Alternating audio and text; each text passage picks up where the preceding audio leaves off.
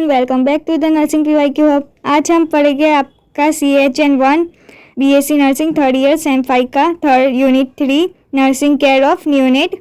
Okay, इसमें ये सारे आपके INC का सिलेबस हिसाब से ये आप इस वीडियो में कवर करने वाले हैं अपने।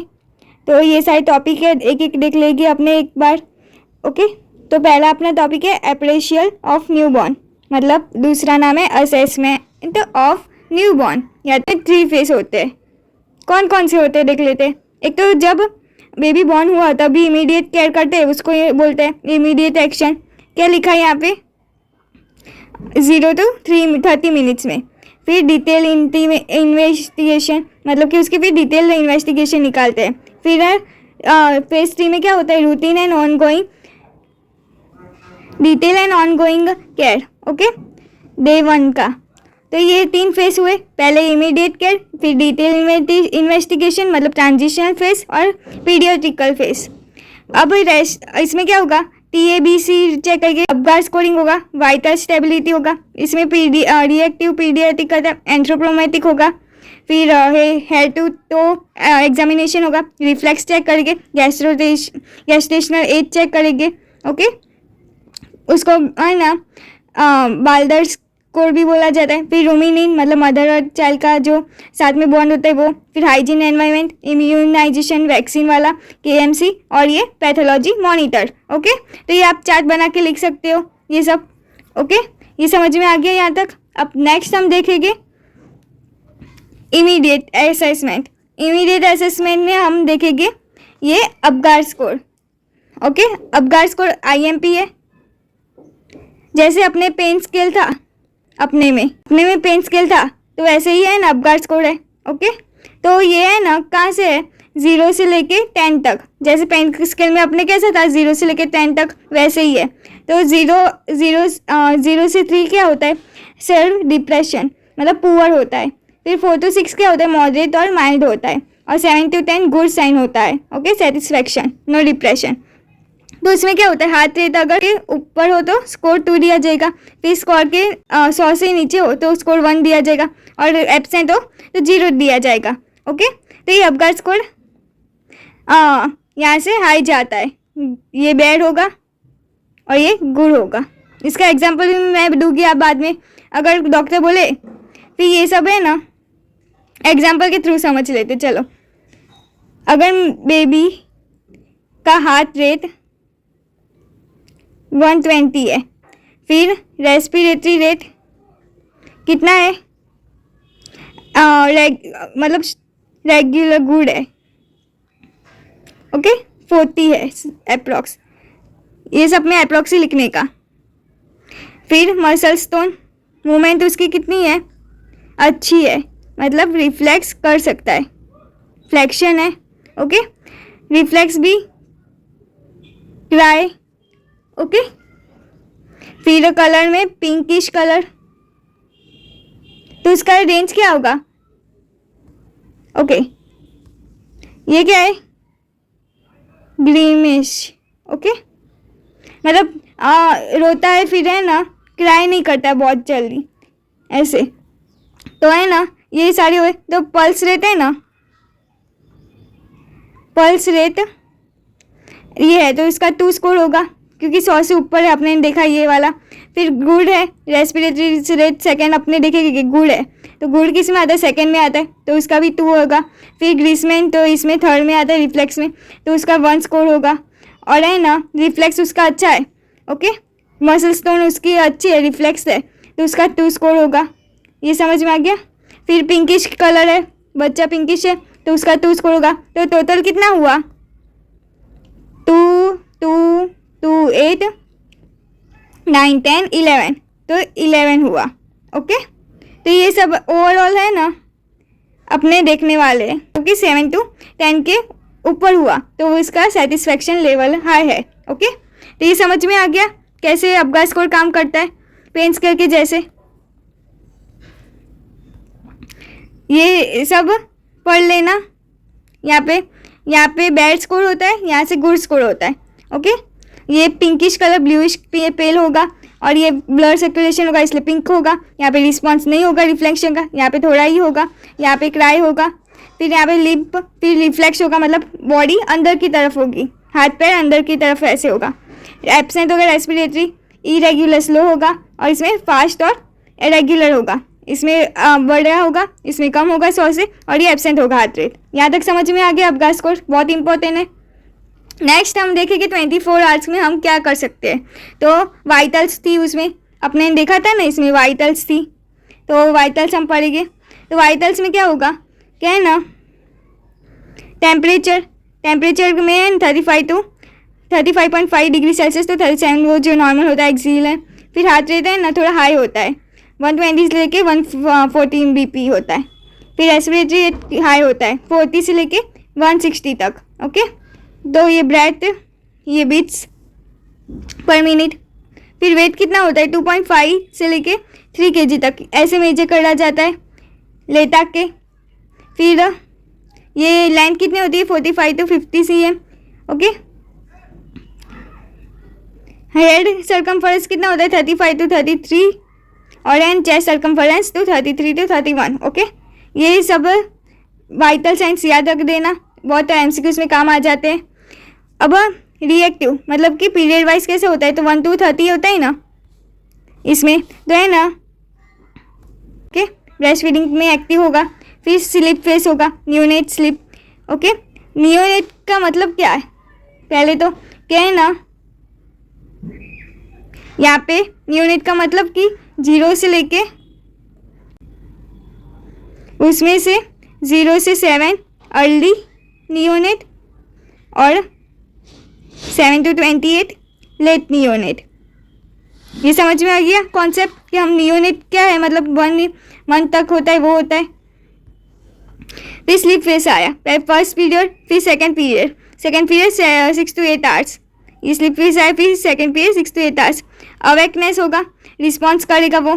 फिर HR वो heart rate, respiratory rate increase होगी, गैस्ट्रिक सिक्रेशन होगा।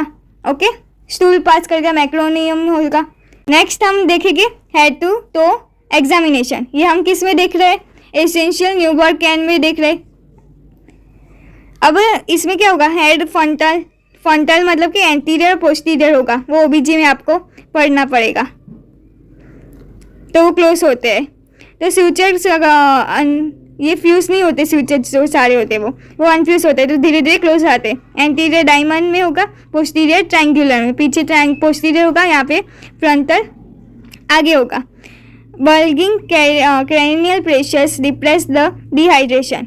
ओके, फिर आइस क्या होगा, इन कैटेशियस distance 2.2 cm, abnormal discharge haemorrhage, मतलब कि कोई डिस्चार्ज होगा तो हेमरेज होने का चांसेस है। हमने क्या हमको क्या देखना है, इसमें डिहाइड्रेशन यहाँ पे है ना, डिहाइड्रेशन नहीं होना चाहिए, और यहाँ पे आँख में कुछ डिस्चार्ज नहीं होना चाहिए ब्लर के वैसा एबनॉर्मल डिस्चार्ज। फिर ईयर्स में हम क्या देखेंगे, क्या है ना, ये कार्टिलेज वेल है कि नहीं है, वो सुन सकता है कि नहीं सुन सकता। फिर लो set years indicates down syndrome, यहाँ पे एक छोटा कान और एक बड़ा कान होगा तो डाउन सिंड्रोम की चांसेस है। फिर ऑब्लिगेट नेजल ब्रीथिंग, नाक में हम क्या देखेंगे, ऑब्लिगेट नेजल ब्रीथिंग देखेंगे कि उसकी breathing rate, respiratory rate abnormal है कि रेगुलर है, वो हम देखने वाले हैं। यहाँ तक समझ में आ गया। फेस की बात की, अब ट्रंक की और एब्डोमेन की बात करेंगे। तो माउथ और नेक में देखेंगे, check a palate when crying.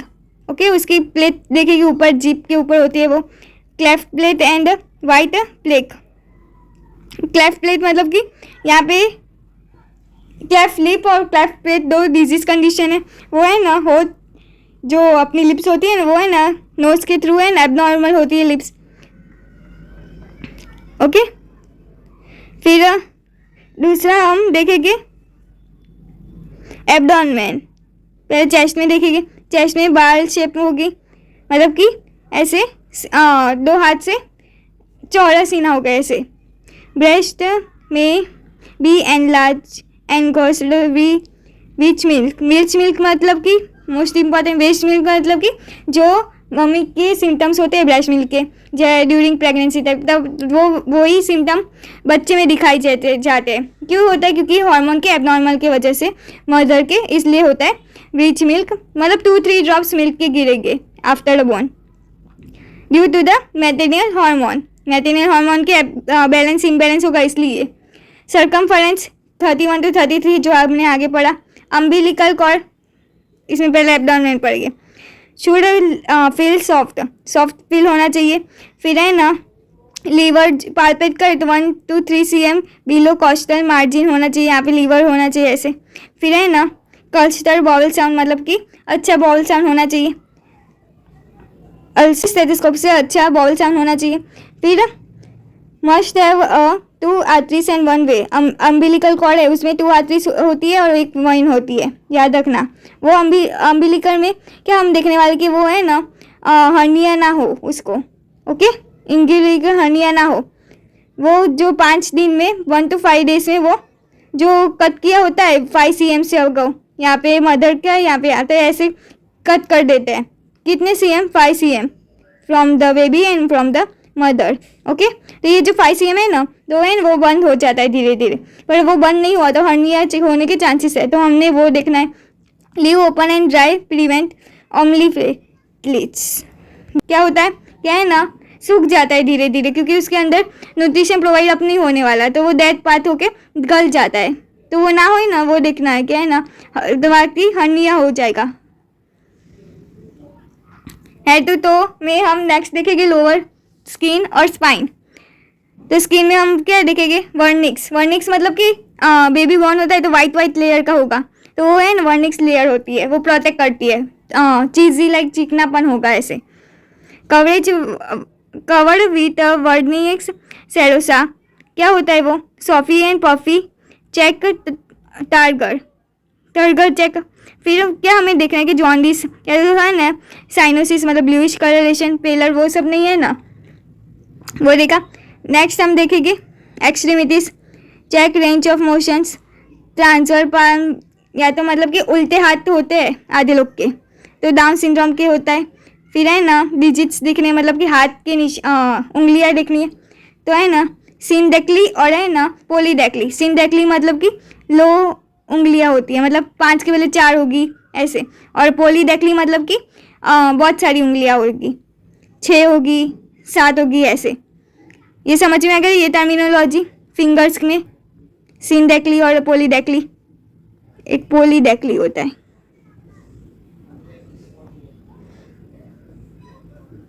Next हम देखें spine inspect the spines entirely for any mass opening protrusion through fire, मतलब यहाँ पे है ना ये निशान हो जाते हैं ग्रीन कलर के, तो वो स्पाइन में हो ही है कि नहीं हो ही मास कुछ ये बेनिफिडा स्पाइन वो है ना डिसऑर्डर है एक, तो वो हुआ है कि नहीं हुआ वो देखेंगे। फिर है ना ये darkly pigments scrotum distance testis, मतलब एब्डोमेन से टेस्टिस स्क्रोटम में आए कि नहीं आए। और फीमेल में क्या चेक करेंगे? जेनाइटल में क्या है ना जो लिम्बा माइजोरा है, लेम्बा माइजोरा वो कवर करता है माइनोरा, लेम्बा माइनोरा को, वो देखेंगे। सूडो मेंस्ट्रुएशन, जैसे कि ब्रेस्ट मिल्क था वैसे ही है ना फीमेल में सूडो मेंस्ट्रुएशन होता है, वो भी किसकी वजह से? मैटरनल हार्मोन की वजह से। यहाँ तक समझ में आ गया? 1 to 8 ड्रॉप्स है ना ब्लड के गिरेंगे उसमें फीमेल चाइल्ड में, ओके। तो यहाँ तक हमने हेड टू देख लिया एग्जामिनेशन।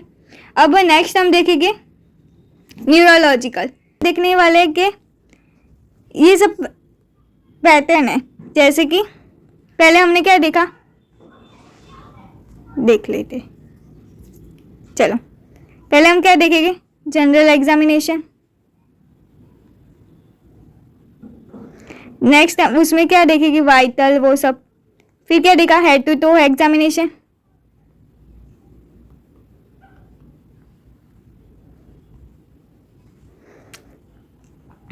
एंथ्रोक्रोमेटिक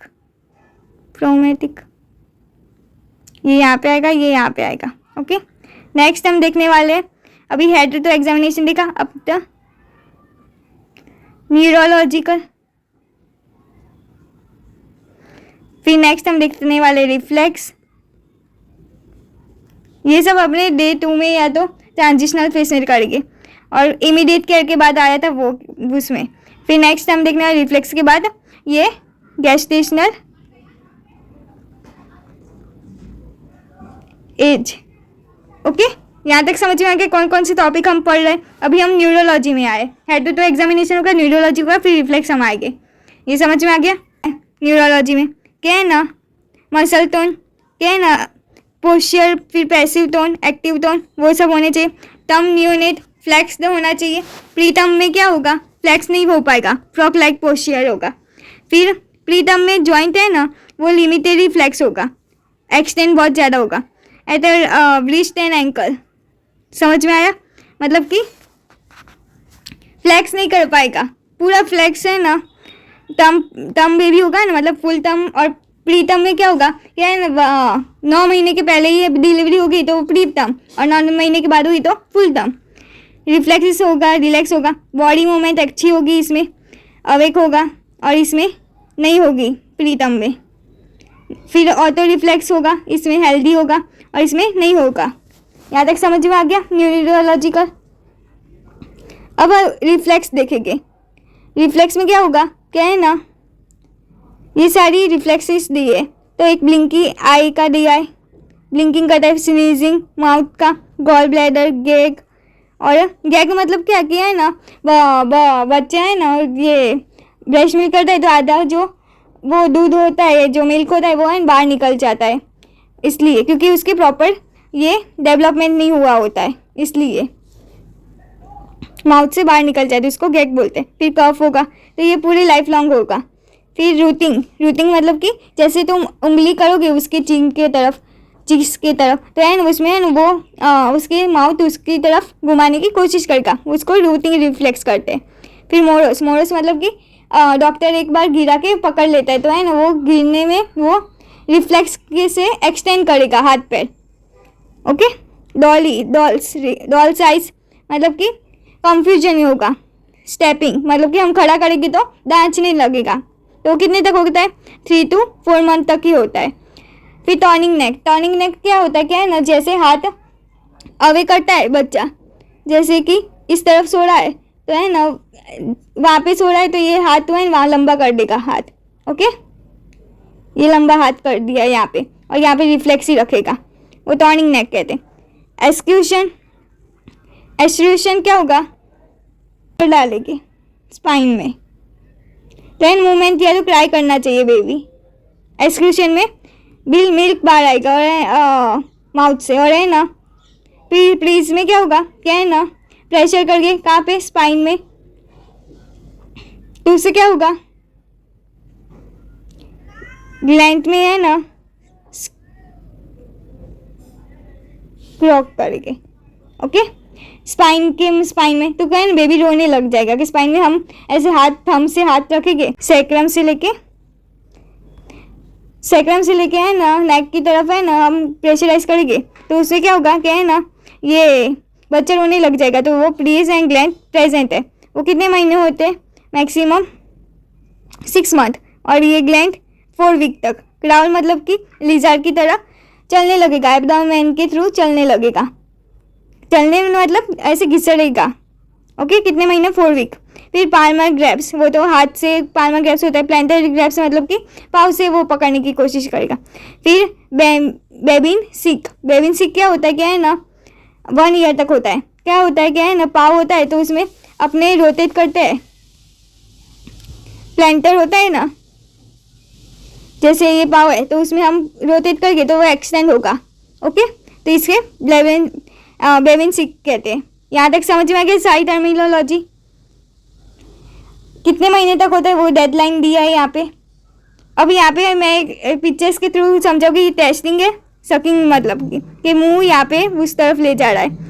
फिर ये ग्रेस्पिंग पावर है, ये मोरस क्या है ऐसे गिराते हैं तो फिर पकड़ लेते हैं तो उसमें वो कैसे रिएक्ट करता है वो देखने के लिए। ये रहा, ये ऐसे करेंगे हाथ के पतली छड़ी से तो है ना वो एक्सटेंड कर देगा। टर्निंग मतलब कि जिस साइड फेस है उस साइड वो एक्सटेंड कर देगा हाथ। ओके, डांसिंग स्टेपिंग मतलब कि खड़ा रहेगा तो स्टेप करेगा। यहाँ तक सारी रिफ्लेक्स समझ में आ गया।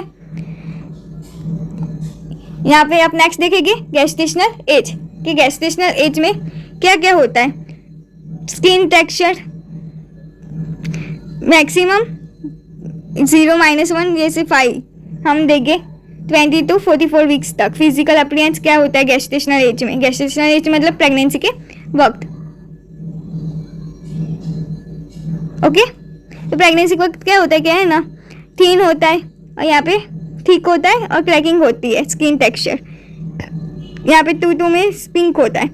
फिर लेन्यूगो में क्या होगा कि यहाँ पे नन दिखाई देगा, यहाँ पे ब्लैक एरिया दिखाई देगा, मतलब कि वाइट कलर का एरिया थोड़ा थोड़ा। प्लेंटर में क्या होगा, वो प्रोटेक्शन लेयर है इसलिए। प्लेंटर क्रिसिस नॉन होगा 0 में और ये सोल में एंटायरली दिखने लगेगा, मतलब कि रिंकल्स जो अपने पैरों में सोल में, पैर के सोल में अपने रिंकल्स होते हैं ना वैसे वो। फिर ब्रेस्ट टिश्यू इनक्रेडिबल 10 mm रेस, मतलब कि छोटे बच्चे को है चेस्ट का बात है ना एक्सपांड होगा थोड़ा हाथ पैर के थ्रू, नहीं होगा ऐसे है ना, चेस्ट है एक्सपांड होगी, हाथ पैर बहुत छोटे हो गए ऐसे और माउथ बड़ा होगा। फ्यूज आईलिस होगी यहाँ पे और यहाँ पे क्या होगा इंस्टेंट रिकॉलिंग, बंद करेगा यहाँ पे खुला करेगा, यहाँ पे सॉफ्ट कार्टिलेज होगा, यहाँ पे जेनाइटल में स्क्रोटम फ्लैट होगा, यहाँ तम पेरिलोसिस स्क्रोटम डीप होगा, यहाँ पे अपीयर हो जाएगा टेस्टिंग डिसेंडिंग, मतलब कि एब्डोमेन से जो टेस्टिंग ऐसे आने वाले थे वो नहीं हुआ है ऐसे। जेनिटल फीमेल में क्या होगा, जो लेब्रा माइजोरा है और वाइब्रा फीमेल है तो वो है ना फ्लैट हो गया, मतलब कि कवर नहीं कर पाएगा, ये कम्प्लीटली कवर कर पाएगा मेजोरा को माइनर में। अब ये देख लिए। नेक्स्ट देखते हैं अपने इसमें गेस्टेशनल एज में ही दूसरा पॉस्चर में है ना, पुअर बच्चों को क्या होगा, आर्म्स और लेग है ना फुल एक्सटेंड नहीं कर पाएंगे और इसमें कम्प्लीटली रिफ्लेक्स कर बैठेंगे, इसमें एक्सटेंड करके इसमें रिफ्लेक्स करेंगे, अच्छा बच्चा होगा तो। स्क्वायर विंडो में क्या होगा, 90 डिग्री मूव कर पाएगा, ये है ना हाथ नहीं हिला पाएगा, रिकॉलिंग कर पाएगा, ये फ्लेक्स में ही रहेगा, ये लेग स्ट्रेट कर पाएगा और ये 180 डिग्री कर पाएगा, मतलब कि ऐसे ऐसे कर पाएगा, तो है ना ये पुअर साइन है। स्कार्फ साइन मतलब कि एल्बो जो होती है वो पूरा का पूरा है ना, ये क्या कहते हैं दूसरी तरफ ले जा सकता है, ये है ना यहाँ पे रिस्ट्रिक्शन होता है, नहीं ले जा पाते अपने कंप्लीट, जो बेबी बॉर्न होगा तो वह वो नहीं ले जा पाएगा एल्बो को अपने दूसरी की अपोजिट साइड, चेस्ट के अपोजिट साइड में, जैसे ये पिक्चर में दिखाया गया है, देखो ये यहाँ तक ले जाएगा, तो ये यहाँ पे ले जा पाएगा और यहाँ पे नहीं ले जा पाएगा। ओके, यहाँ तक समझ में आया। फिर heels and year, heels touch year easily, मतलब कि जो पाँव है वो है ना कान तक है ना, उसको है ना टच कर पाएगा, अपने यहाँ पे नहीं कर पाएगा हेल्दी चाइल्ड में, तो ये दोनों में नहीं कर पाएगा, इसमें कर पाएगा। ओके, बाकी में इसमें नहीं कर पाएगा, इसमें कर पाएगा। ये समझ में आया। न्यूरोलॉजी मस्कुलर में मोमेंट, ये दोनों अपने गेस्टेशनल एज पढ़े। अब प्रीटर्म और फुल टर्म में न्यूनेट में क्या डिफरेंस है देख लेते फटाफट। इसमें हेयर ग्रो हो गए, इसमें नहीं हो गए। जो प्रीटर्म बेबी होते हैं उसमें हेयर ग्रो बहुत ज़्यादा होते हैं और फुल टर्म में नहीं होते। फिर इसमें क्या होगा, रिंकल्स इसमें प्रेजेंट होगा, इसमें नहीं होगा, देख सकते हो पिक्चर में। फिर इसमें क्या होगा, क्या है ना, जो ये लेब्रो माइनोरा लेब्रो मेजोरा कवर करता है ना, इसमें नहीं होगा। और इसमें स्क्रोटम में टेस्टिस आएगी, इसमें स्क्रोटम में टेस्टिस नहीं आएगी एब्डोमेन से। इसमें ग्रेस्पिंग पावर हाई होगी, इसमें ग्रेस्पिंग पावर वीक होगी। इसमें क्या होगा, क्या है ना, स्किनी मतलब ऑयली स्किन जैसा होगा, ऑयली पोस्चर होगा। इसमें रफ और ड्राई और स्मूथ हेयर होगा। यहाँ तक समझ में आ गया प्रीटर्म और फुल टर्म नियोनेट में क्या डिफरेंस है। नेक्स्ट हम देखेंगे इमीडिएट केयर, फिर ट्रांजिशनल केयर और डेली रूटीन। ये तीन है face, immediate care, transitional care और डेली रूटीन। ओके, एक एक देख लेंगे। इमीडिएट केयर में डिलीवरी आए तभी हम क्या कर पाएंगे, वार्मनेस प्रोवाइड करेंगे बेबी को। फिर है ना जो एयरवे वो होगा तो सकिंग करके कुछ भी अटक गया होगा तो सकिंग करके बाहर निकाल देंगे।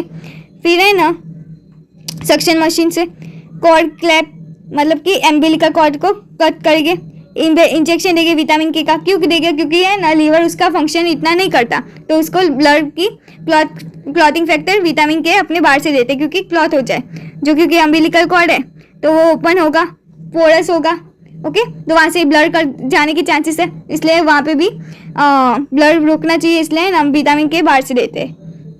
आइडेंटिफिकेशन, आईडी देंगे कि ये बच्चा इसकी मदर का है, उसका नामकरण वो सब कर देंगे कि ये बेबी ये पेरेंट्स से बिलोंग है। पोस्टनेटल केयर क्या करके रूमिंग मतलब बच्चा और मदर का बॉन्डिंग, जितना बॉन्डिंग अच्छा होगा उतना अच्छा होगा।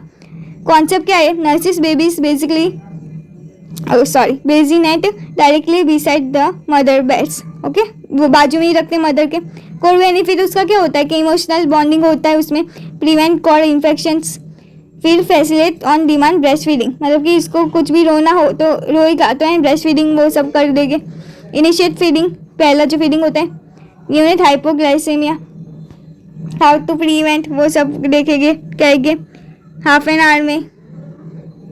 फिर कोलेस्ट्रम मतलब कि फर्स्ट ब्रेस्ट मिल्क, जो फर्स्ट 2-3 डेज में ऑफ ब्रेस्ट मिल्क होता है वो कोलेस्ट्रम कहते हैं। यहाँ पे 3 फेज ऑफ ब्रेस्ट फीडिंग है। प्रोटेक्टिव एंटीबायोटिक्स होता है उसमें, न्यूट्रिशन कंटेंट होता है, तो ये पोस्टनेटल होते हैं 2-3 डेज में। अब डेली रूटीन क्या होगा उसका? स्किन और बाथिंग व स्पॉन्ज बात होगा। अम्बिलिकल कॉर्ड है ना जो कटा हुआ है वो देखेंगे कि है ना वो शेड ऑफ हो गया है कि नहीं हुआ 5 दिन में, फॉल्स हो गया है, देखो फॉल्स हो गया कि नहीं हुआ वो, क्योंकि अगर नहीं हुआ तो हर्निया के चांस आगे हमने देखा। फिर आइस में क्या है उसके ड्रॉप डालेंगे। ओके, और काजल वो सब नहीं डालेंगे, अवॉइड करेंगे।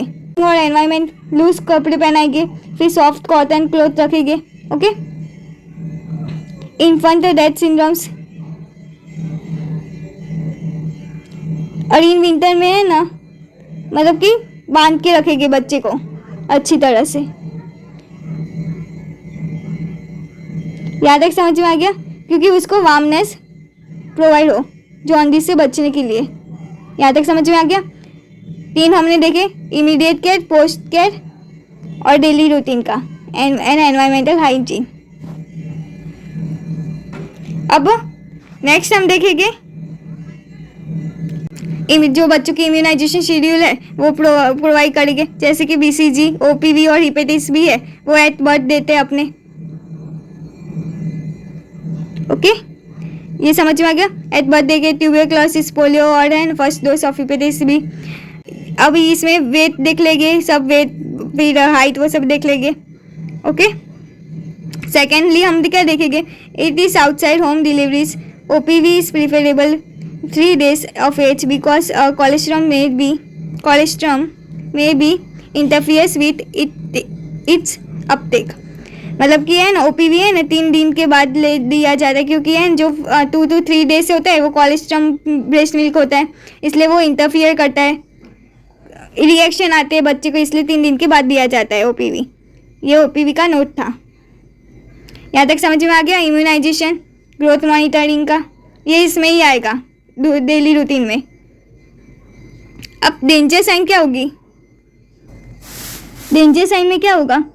Failure to pass a मैक्रोनियम। Meconium क्या है? फर्स्ट टूल है। Okay, 24 hours of the birth, 24 hours में फर्स्ट टूल आना चाहिए उसका।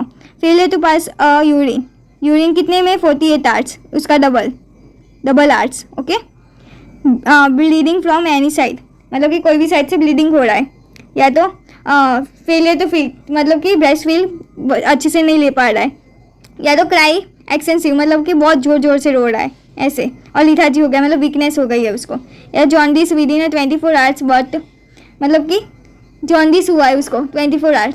न्यूनेटल जॉन्डिस बहुत डेंजर जॉन्डिस होता है। ओके, पैथोलॉजिकल जॉन्डिस होता है उसको। यहाँ तक समझ में आ गया? ये डेंजर साइन है, अगर है ना देखे तो है उसको इमीडिएट केयर करना पड़ता है फिजिशियन को। नेक्स्ट हम टॉपिक देखते हैं न्यूनेटल रिसक्सिटेशन। ओके, कि हम न्यूनेट को बचाएंगे, किससे बचाएंगे? कि उसकी प्रॉब्लम हो रही है, ब्रीथिंग नहीं ले पा रहा है, या तो उसकी टेम्परेचर हाई है, लो है, हाइपरग्लाइसेमिया, हाइपोथर्मिया है, वो सब उससे बचाएंगे अपने। तो उसमें क्या है? पहला TABC, अपने रिसर्सिटेशन में क्या होगा, ABC था, उसमें सिर्फ T लगा देना है। कौन क्या क्या है, टेम्परेचर, एयरवे, ब्रीथिंग और सर्कुलेशंस। देख लेते हैं अंदर। ड्राई रिमूव होगा, ड्राई होगा, फिर है वार्मनेस होगी, वार्मनेस प्रोवाइड करनी है, फिर position infant, suction mouth, then nose. Okay, पहले माउथ से सक्शन निकाल देंगे, मतलब कि अंदर जो फ्लूइड होगा वो बाहर निकाल देंगे, तब से अपने तो उससे क्या होगा, लंग्स एक्सपांड हो गए और वो ब्रीथिंग कर पाएगा। फिर नोज में भी लिक्विड होगा, पहली बार वो एक्सपांड एंड ब्रीथिंग कर पाएगा। यहाँ तक एयरवे समझ में आया, ब्रीथिंग कर पाएगा, इसलिए हम सक्शन कर देंगे, अंदर का फ्लूइड बाहर निकाल देंगे। फिर ब्रीथिंग देखेंगे कि पॉजिटिव प्रेशर, PPV, वेंटिलेशन है कि नहीं है, अच्छे से वो ऑक्सीजन ले पा रहा है कि नहीं ले पा रहा है वो। देन चेस्ट कंप्रेशंस, मेडिकेशंस, अगर उसकी हार्ट बीट नहीं बराबर है तो चेस्ट कंप्रेशन भी देना पड़ेगा, CPR भी देना पड़ेगा। ओके, म्यूकस एस्पिरेशंस की टूल क्या चाहिए, तो म्यूकस एस्पिरेशन चाहिए। मैक्रोनियम एक्सपिरेशन, मैक्रोनियम एक्सपिरेशन मतलब कि जो बच्चा है तो स्टूल है ना, उसका खुद का स्टूल है ना, खा लेता है। आधी बार आपने सुना होगा कि खुद का स्टूल ही उसने मम्मी के पेट के अंदर खा लिया, इसलिए उसको जॉन्डिस हो गया है, तो कुछ भी बीमारी हो गया तो वो बहुत डेंजर होता है, तो है ना उसको भी एस्पिरेट करना जरूरी है। फिर बैक मास्क इक्विपमेंट देखेंगे, लैरिंगोस्कोप होगा, ओके, ब्लड विथ 0 and 1, फिर है ना ET ट्यूब होगा 2.5 से लेके 4.0 तक, MMID। नेक्स्ट एपिनेफ्रिन इंजेक्शन है, तो वो एपिनेफ्रिन इंजेक्शन होगा। फिर वॉल्यूम एक्सपांडर होगा। यहाँ तक समझ में आ गया ये कौन कौन सी इक्विपमेंट चाहिए, और ये TBAC, circulation and ventilation. Position and depth, apply pressure, मतलब कि इसके स्टेप है। ओके, स्टेप में क्या होगा, apply pressure to a lower third of the sternums, depress of 3 to 4 inch या तो 1 to 2 इंच। यहाँ पे देख सकते हो कैसे प्रेस कर रहा है, यहाँ पे दो उंगली ऐसे ही करते, ओके, थंब से या तो दो ये जो एरो वाली उंगली होती है उससे करते हैं। 3:3:1, 2 कंप्रेशन और 1 वेंटिलेशन, माउथ टू माउथ 1 और चेस्ट कंप्रेशन 3, वो बताए अपने को। 19 चेस्ट कंप्रेशन, 30 वेंटिलेशन देना है, कितने में, 60 सेकेंड में, 1 मिनट में 90 compression, 30 mouth to mouth breathing होनी चाहिए, टोटल 120 होगा। इवेल्यूशन में 30 सेकेंड्स में है ना उसकी हार्ट बीट चेक करने की, 30 सेकेंड में उसकी हार्ट बीट 18 HR में होनी चाहिए। फिर धीरे धीरे वेंटिलेशन हम देखें तो माउथ टू माउथ ब्रीथिंग देखें तो 100 ऊपर होनी चाहिए हार्ट बीट। सर्कुलेशन में और वेंटिलेशन में अपने स्टेप्स क्या करेंगे वो। नेक्स्ट हम ये अपने ने देखा जो आगे उसकी साइन है जो अपने ने देखा, ये रहा, मैंने बोला जो पहले क्या करेंगे, वार्मनेस प्रोवाइड करके, फिर है ना सक्शन एस्पिरेट कर देंगे सब कुछ, मैक्रोनियम जो भी खा गया है वो, फिर क्या करेंगे, ब्रीथिंग प्रोवाइड करेंगे। एम्बू बैग है, ये देख सकते हो एम्बू बैग, ये रहा एम्बू बैग। नेक्स्ट हम क्या होगा कि 2 हाथ से कंप्रेशन करेंगे, अपने जैसे करेंगे वैसे नहीं, पूरा हाथ लेके 2 हाथ से करेंगे, या तो ऐसे थंब से दिखाया है वो ऐसे करेंगे, जॉइंट होता है थंब और वैसे करते हैं, 2 मेथड है।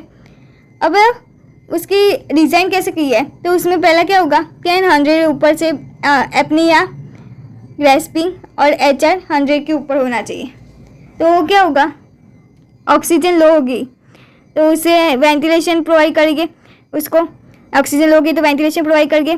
फिर HR देखेंगे, हार्ट रेट देखेंगे, 60 to 100 होगा, इसमें ये रहे ना 100 के ऊपर होगा तो है ना उससे क्या करेंगे, मॉनिटर सपोर्टिव केयर देंगे।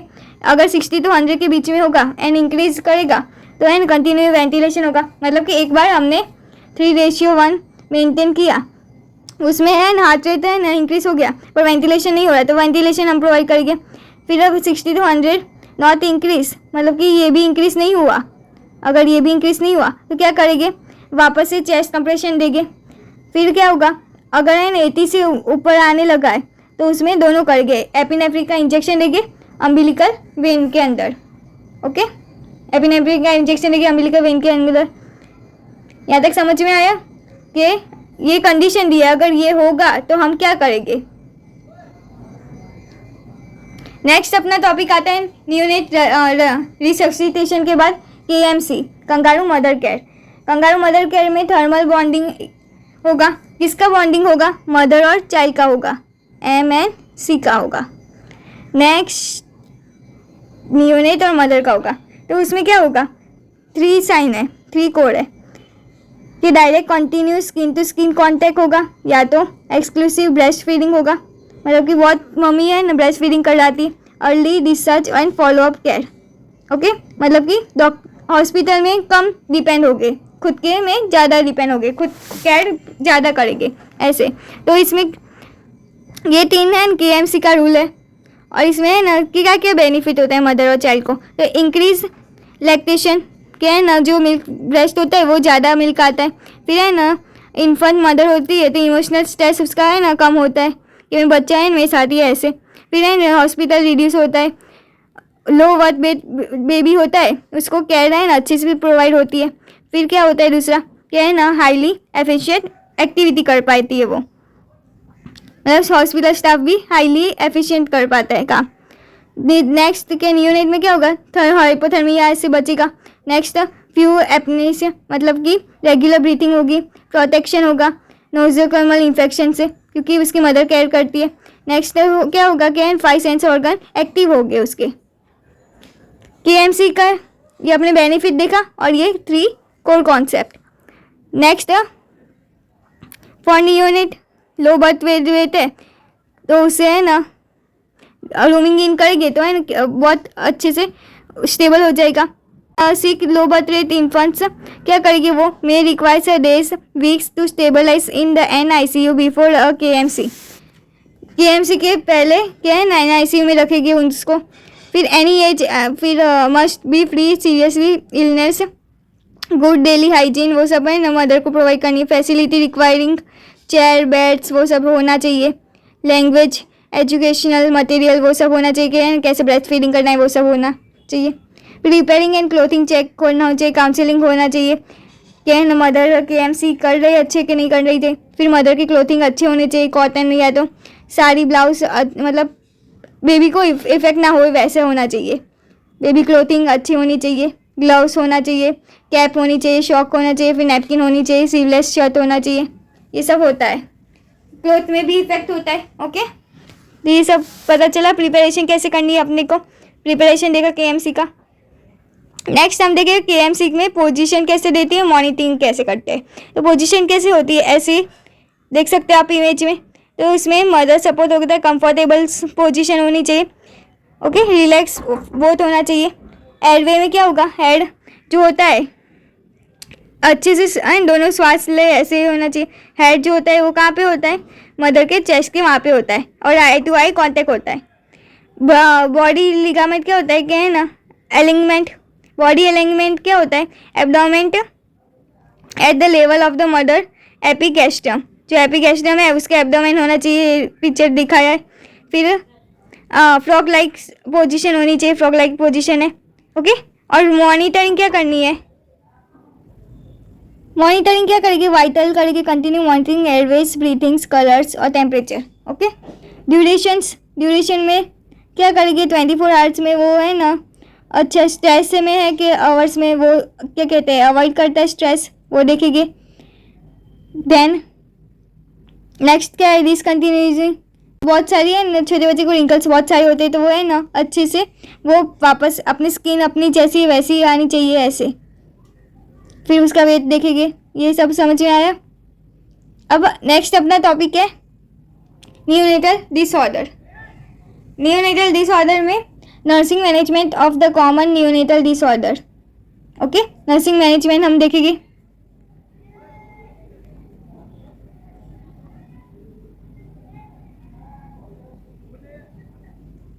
Nursing management disorder common neonatal में डिसऑर्डर कौन से होते हैं फिर देखेंगे अंदर। तो न्यूनेटल में क्या होगा? रेस्पिरेटरी सिस्टम में कि रेस्पिरेटरी डिस्ट्रेस सिंड्रोम होगा, फिर मैक्रोनियम एस्पिरेशन होगा जो फस्टूल खा लेता है वो, फिर न्यूनेटल सेप्टी में मतलब इन्फेक्शन होगा सेप्टी में, फिर न्यूनेटल सीजर्स होगा, वो सब होगा क्योंकि ऑक्सीजन प्रोवाइड नहीं होगा इसलिए। माइनर डिसऑर्डर क्या होगा? से होते हैं rhinitis, UTI, vomiting, excessive crime, abdomen distress, constipation pain, rhinitis, nasopharyngitis मतलब इन्फेक्शंस, नियोनेटल मैस्टिसिस मतलब कि ओम्फेलिटिस, फिर पेरोनिचिया और ये ओरल थ्रस्ट मतलब सूखा हो जाए तो डिहाइड्रेशन, ऑप्थेल्मिया, नियोट्रेट्रा। ओके, ये सारे कंडीशंस है, माइनर कंडीशंस। यहाँ तक समझ में, यहाँ तक ये माइनर डिसऑर्डर पढ़ लेना। ओके, सारे इन्फेक्शन के नाम ही दिए, ये इन्फेक्शन के नाम माइनर डिसऑर्डर में आएंगे। फिर कॉन्जेनाइटल मालफॉर्मेशंस, जेनेटिक डिसऑर्डर होगा तो बर्थ इंजरी में क्या होगा, सॉफ्ट टिश्यू ब्रेक हो जाता है या तो कैप्चर सक्सीडेनम या तो सिफिलोहेमेटोमा होगा, मतलब ब्लड और पानी ब्रेन में चला जाएगा। नर्व इंजरी होगी। फिजियोलॉजिकल फैक्टर क्या होगा, हाइपरबिलीरुबिनेमिया, हाइपोग्लाइसेमिया, हाइपोकैल्शियमिया, हाइपोथर्मिया। ओके, ये सब फिजियोलॉजिकल होगा। आपके कोर्स के अंदर है ना नर्सिंग मैनेजमेंट के ये सारे टॉपिक्स है, एक एक हम कवर करेंगे। तो पहला आपका टॉपिक है थर्मो रेगुलेशन में हाइपरथर्मिया और हाइपोथर्मिया। नर्सिंग मैनेजमेंट हम डायरेक्ट पढ़ेंगे, इसमें आपका नर्सिंग मैनेजमेंट है। और हाइपोथर्मिया क्या है पहले समझेंगे। उसमें यह फीवर है और इसमें कोल्ड स्ट्रेस है, बॉडी का टेम्परेचर हाई हो जाता है, इसमें लो हो जाता है। यहाँ तक तो सबको पता होगा। मॉनिटर चेक करेंगे, बार बार चेक करेंगे टेम्परेचर उसका, डिहाइड्रेशन चेक करेंगे। इन्वेस्टिगेशन हम क्या करेंगे कि ब्लैंकेट उसको गर्म पानी में ऐसे है ना, मतलब पानी से है ना क्लोथिंग करेंगे और ब्लैंकेट प्रोवाइड करेंगे। ओके, एंटीपायरेटिक हम ड्रग देंगे वहाँ पे, एसेटामिनोफेन, पैरासीटामोल जैसा। फिर नेक्स्ट हम क्या देंगे, सपोर्ट प्रोवाइड करेंगे, हाइड्रेशन प्रोवाइड करेंगे। हाइपोथर्मिया होगा, टेम्परेचर कम होगा तो क्या देंगे, क्या है रेगुलर टेम्परेचर इसमें भी मेंटेन करेंगे। फिर क्या करेंगे, वार्मनेस प्रोवाइड करेंगे, इंक्यूबेटरी करेंगे, ओपन वार्म करेंगे। ओके, सपोर्ट प्रोवाइड करेंगे। एनवायरमेंटल ह्यूमिडिटी उसमें रखेंगे, ब्लैंक या तो क्लॉथ में हम घुमाएंगे उसको है, मतलब अच्छे से कवर कर लेंगे। नेक्स्ट अपना होता है हाइपरबिलीरुबिनेमिया। अगर जॉन्डिस हो, हाइपरबिलीरुबिनेमिया में क्या होगा, जॉन्डिस में होगा तो उसमें नर्सिंग मैनेजमेंट क्या होगा, मॉनिटर करेंगे, इन्वेस्टिगेशन करेंगे, सपोर्ट प्रोवाइड करेंगे। बिलीरुबिन का ब्लड टेस्ट करेंगे, बिलीरुबिन का लेवर टेस्ट करेंगे। फिर फोटोग्राफी में रखेंगे, ये फोटोथेरापी है। ये फोटोथेरापी उसमें क्या होता है, ब्लू लाइट आती है क्या कि जॉन्डिस उसके प्रिवेंट होए। एंश्योर मैक्सिमम स्किन एक्सपोजर हुआ दिखाई दे रहा है यहाँ पे। फोटोथेरापी फिर है ना फ्रीक्वेंटली ब्रेस्ट फीडिंग देंगे उसको। फिर जेनाइटल एरिया चेक करेंगे, ओके, चेंजेस आए कि नहीं आए वो चेक करेंगे। तो ये फोटोथेरापी मैकेनिज्म है। ओके, इसके साइड इफेक्ट देख लेते हैं। वॉच फॉर द इंक्रीज में नहीं रखना है, वाटर लॉस हो जाएगा इसलिए डिहाइड्रेशन हो जाएगा, स्किन रैशेस होने के चांसेस है। ओके, तो ये इसके साइड इफेक्ट है फोटोथेरापी के। और उसकी आई में भी प्रॉब्लम आ सकती है, आगे जाके रेटिना डैमेज भी हो सकता है। यहाँ तक समझ में आ गया, ब्लू लाइट है इसलिए। अपने मोबाइल के अंदर भी ब्लू लाइट है इसलिए अपनी रेटिना डैमेज होती है। नेक्स्ट हम देखेंगे respiratory distress syndrome. Respiratory distress syndrome में हम नर्सिंग मैनेजमेंट क्या करेंगे, तो उसके वाइटल्स चेक करेंगे, ऑक्सीजन लेवल, वाइटल्स, फिर ब्रीथिंग रेट वो सब चेक करेंगे। फिर क्या करेंगे, इंटरवेंशन में क्या है ना, सप्लीमेंट ऑक्सीजन प्रोवाइड करके, वेंटिलेशन प्रोवाइड करके, मैकेनिकल वेंटिलेशन होता है वो। इम्प्रूव लंग्स थेरापी करेंगे, अपने फिजियोथेरापी जैसे लंग्स थेरापी होता है वैसे करेंगे ताकि एक्सचेंज ऑफ गैसेस गुड हो। सपोर्ट में क्या प्रोवाइड करेंगे, रेस्पिरेटरी फंक्शंस ऑप्टिमाइज रहे, एयरवे क्लीनलीनेस रहे, सक्शन टेस्ट, फिजियोथेरापी जो मैंने बोला वो। ओके, यहाँ पे एल्वियोलाई, नॉर्मल एल्वियोलाई और ये कोलैप्स एल्वियोलाई आप दे सकते हो। यहाँ पे अंदर की तरफ दब गया है, ये अच्छे से एक्सचेंज हो रहा है। यहाँ तक समझ में आ गया। अगर रेस्पिरेटरी डिस्ट्रेस सिंड्रोम हो तो हम कौन सा मैनेजमेंट करेंगे। फिर रेटिनोथेरापी, रेटिनोपैथी में क्या होगा, आई में होगा, रेटिनल में प्रॉब्लम होगी या तो प्री मैच्योर होगा, उसको ROP बोलेगा। Retinopathy of pre maturity. Cleaning करके पहले तो रेगुलर आई चेकअप करेंगे ऑप्थेल्मोस्कोपिक से, फिर वाइटल चेक करेंगे, O2 लेवल देखेंगे कि एक्सेसिव ऑक्सीजन नहीं पहुंचा कि नहीं पहुंचा। ये बच्चा होता है प्री मैच्योर, उसमें हाईली ऑक्सीजन है नाक में चला जाता है, तो उससे क्या होता है कि एबनॉर्मल ब्लड वेसल्स हो जाते हैं। एनवायरमेंट में क्या होगा, NICU में रखेंगे, ROP में ब्राइट लाइट, मिनिमम एक्सपोजर करेंगे ब्राइट लाइट को, ओके, मतलब कम से कम है ना यहाँ पे लाइट रखेंगे उसके सामने। नेक्स्ट हम मेडिसिन में क्या देंगे, कॉर्टिकोस्टेरॉइड देंगे, पेन ना हो इसलिए, ओके, और anti-VEGF देंगे, anti-VEGF देंगे, यहाँ पे लिखा हुआ है मेडिकेशन। यहाँ तक समझ में आ गया। Retinopathy of pre maturity, oxygen ज़्यादा हो जाता है इसलिए है ना, ऑक्सीजन कहाँ पे होता है, ब्लड वेसल में ट्रैप हो जाता है, इसलिए दिखाई नहीं दे रहा होता है रेटिना में, इसलिए ये सब हम काम करते हैं, नर्सिंग मैनेजमेंट होता है यहाँ पे। नियोनेटल सीजर्स हम देखेंगे। नियोनेटल सीजर्स में क्या होगा, मॉनिटर्स, सीजर्स मतलब कि खैंच आती है, खैंच क्यों आती है, ऑक्सीजन लेवल कम हो जाता है, मॉनिटर करके O2 level, okay, respiratory rate या breathing rate, heart rate. Intervention क्या करेंगे कि ऑक्सीजन लेवल प्रोवाइड करेंगे, फिर है ना मेडिकेशंस प्रोवाइड करेंगे, ओके। सीजर्स में ये फेनिटोनी मेडिकेशंस, एंटी कॉन्व्यूलेसेंट मेडिकेशंस हम देते हैं, एंटी सीजर्स मतलब ड्रग कौन सा है, फेनिटोनी। नेक्स्ट सपोर्ट प्रोवाइड करके एनवायरनमेंट काम रखेंगे, सेंसरी स्टिमुलेशन मिनिमाइज रखेंगे, ओके। नेक्स्ट क्या होता है आपका सिस्टमिक फाउंडेशंस में, सॉरी ये नहीं है टॉपिक। मेटाबॉलिक डिसऑर्डर और नियोनेटल में हम क्या नर्सिंग मैनेजमेंट कर सकते हैं, क्या है ना, मेटाबॉलिक डिसऑर्डर है तो हाइपोग्लाइसेमिया या तो हाइपोग्लाइसेमिया हो सकते हैं, मतलब कि शुगर लेवल बढ़ जाता है तो कम हो जाता है, तो मॉनिटर करके ब्लड ग्लूकोज लेवल, इंटरवेंशन करके फ्लूइड और मेडिकेशन से, और पुअर न्यूट्रिशन होगा तो है प्रॉपर न्यूट्रिशन प्रोवाइड करेंगे, फिर ब्रेस्ट फीडिंग मिल्क प्रोवाइड करेंगे, पेरेंटियल न्यूट्रिशन प्रोवाइड करेंगे। नियोनेटल इन्फेक्शन क्या होगा, तो हैंड हाइजीन मेंटेन रखेंगे, PPE का इस्तेमाल करेंगे, ओके। दोनों पिस्ट्रिक इन्फेक्शन का जो होता है वो टारगेट रखेंगे अपने। फिर नेक्स्ट ऑब्जर्वेशन करेंगे कि उसको फीवर आ रहा है, वीकनेस है या तो फीडिंग कर रहा है कि नहीं कर रहा है, रेस्पिरेटरी डिस्ट्रेस हुआ है कि नहीं हुआ है, वो सब चेक करेंगे। क्रिटिकली CSF और ये ब्लड से या तो यूरिन से देखेंगे कि इन्फेक्शन ज़्यादा फैला है कि नहीं फैला है, वो सब हमें एडमिनिस्ट्रेशन करेंगे। यहाँ तक समझ में आ गई नर्सिंग मैनेजमेंट ऑफ हाइपोग्लाइसेमिया। फिर ये कौन कौन से हमने नर्सिंग मैनेजमेंट देखे,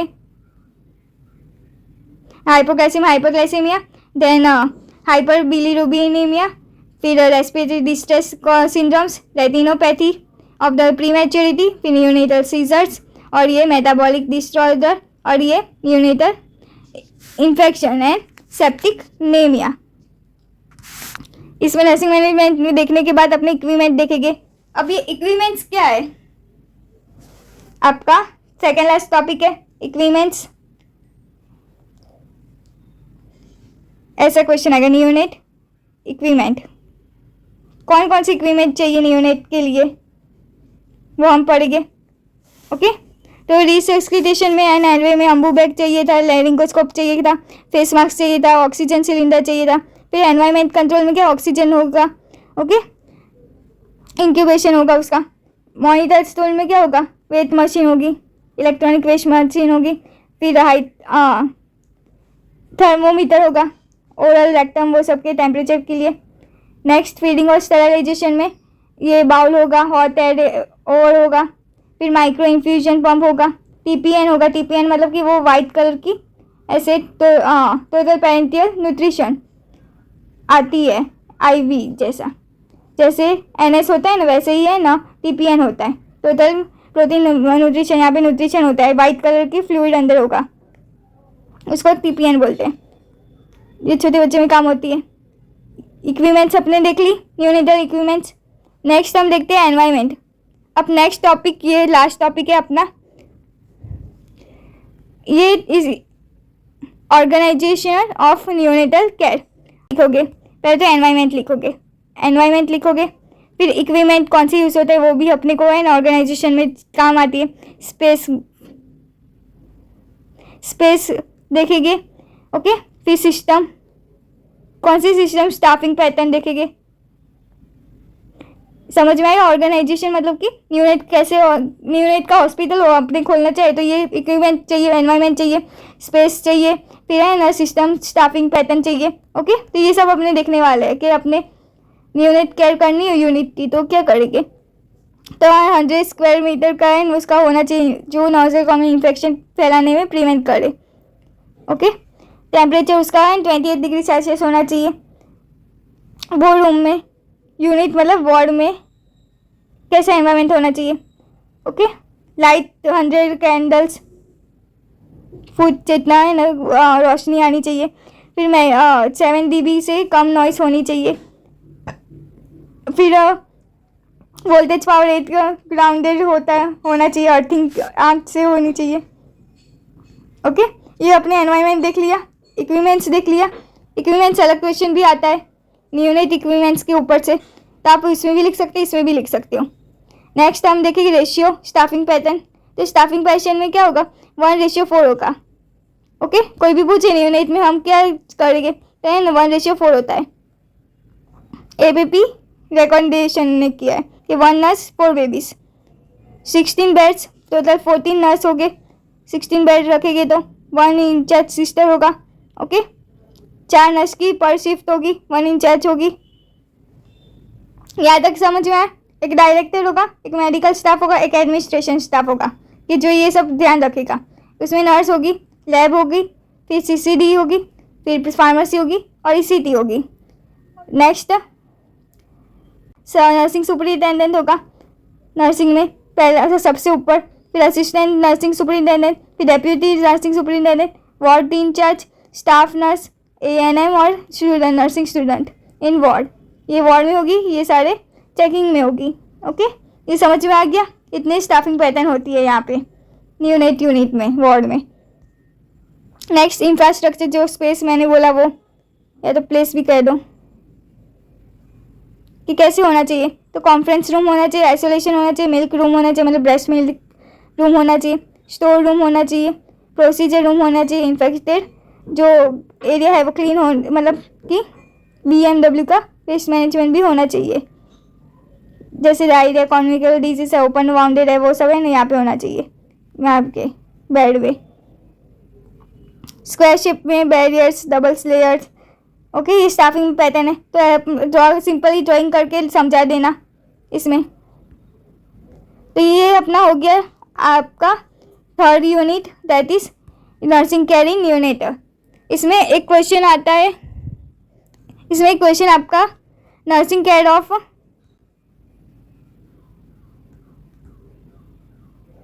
नर्सिंग मैनेजमेंट ऑफ LBW मतलब लो बर्थ वेट। तो इसमें ना क्या क्या आप लिख लेना कि AMC प्रोवाइड करना है, फिर रोमिंग इन करना है क्योंकि मदर की उसकी हेल्थ अच्छी रहे, ओके। न्यूट्रिशन में ध्यान देना है, बाहर से रिसोर्सेज अगर प्रोवाइड हो तो वो भी करना है। चेक करना है डेली रूटीन उसका वेट और हाइट, एंथ्रोट्रोमेटिक मेजरमेंट करना है,